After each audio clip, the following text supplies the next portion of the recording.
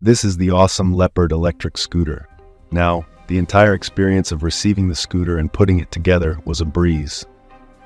Starting off with the shipment. The scooter did arrive in a pretty large box, but everything was nice and neatly packed. And thankfully, the scooter is pretty much already completely assembled out of the box. The only things that I had to do were to install the seat and then also install the handlebar onto the scooter. But that was really simple, and the whole process took less than 10 minutes. In addition to the scooter itself, we are getting several items included. Of course, we have the charger for the scooter, and this is very important. Of course, you need the charger to recharge the device. But in addition to that, for your safety, you absolutely should only use the charger that comes with the scooter itself. Also, on the topic of the charger, it does take around 6 to 7 hours to recharge the scooter from my experience, so just keep that in mind. That's pretty much normal for any scooter out there. We're also getting the user manual with the scooter. We're getting a multi-tool that comes in handy when putting the scooter together. And then we do get a very simple air pump also included. The scooter comes with 2 keys, which is nice. You will have to, of course, use the key to turn on the scooter. When riding the scooter, if you do want to kind of mix it up a little bit and ride it for a while standing, and then take a break and sit, you can certainly ride the scooter standing up with the seat still on.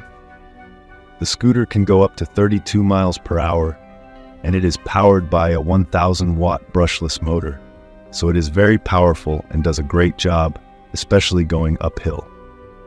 We're also getting the 48-volt battery, which makes it possible for the scooter to go that full 52 miles. Now with the scooter, there are 3 different modes: level 1, level 2, and level 3. With level 3, you get the most amount of torque and you're able to go the full speed. With level 2, it's kind of a mid-range, and with level 1, the scooter can go up to 10 miles per hour. I do think that is a good thing to have 3 different modes because not every rider has the same level of experience or is even interested in going the top speed. The scooter can go, so there's really a different level for everybody. I doubt that many people who end up using the scooter will go that full 52 miles in a single day, but at least if you want to, you can. You have to keep in mind too that if you're going somewhere, you have to basically travel that same mileage to get back. So at least you know that with a 52-mile range, it's really unlikely that you're going to be stranded.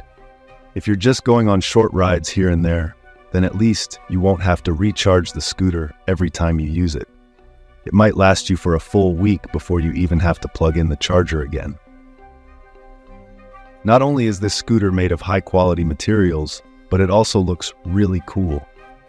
I especially like this kind of support beam right here. I think that looks really nice. I also think it's pretty slick how the seat is held up by this kind of thinner metal piece, but at the same time, it's very strong and the scooter looks really cool. In addition to that, I like how the shocks are their own yellow shade, both the front and rear, and the other materials too, like the material on the seat or even the grips on the handlebars, all feel really nice to the touch. Giving you a tour here of the setup. We have, of course, the 2 brakes, the back brake on the left and the front brake on the right. We also have the throttle, there's the ignition, and then under the throttle, there's a button that you can press to turn on the scooter. On the left side, there's an on-off switch, and that switch is used for the lights. There are also turn signals, left and right turn signals, and then there's a button for the horn. Another cool thing about the scooter that I think really sets it apart from some of the other options out there is the really big display that we're getting. This display will of course tell you the speed. It also has an odometer on there, and it will also tell you other details too, such as what mode you're in. I also like that there's a hook here that you can use to attach a backpack, or maybe some shopping bags. For example, that's something that I really haven't seen on any other scooter that I've tested or used in the past. That's really useful because one of the major shortcomings with scooters is that there tends to not be a lot of storage. As I mentioned, we're getting excellent shocks in both the front and rear, so that gives you a really smooth ride. In addition to that, the seat itself has its own shock connected to it, So combining that with the large 10-inch off-road tires, you can certainly go over some bumps, and it's not really a big deal. Also with the scooter, we have the kickstand, and the actual handlebars are adjustable. There are 3 different modes. It's very easy to adjust, but you can make it higher or lower based on your specific needs.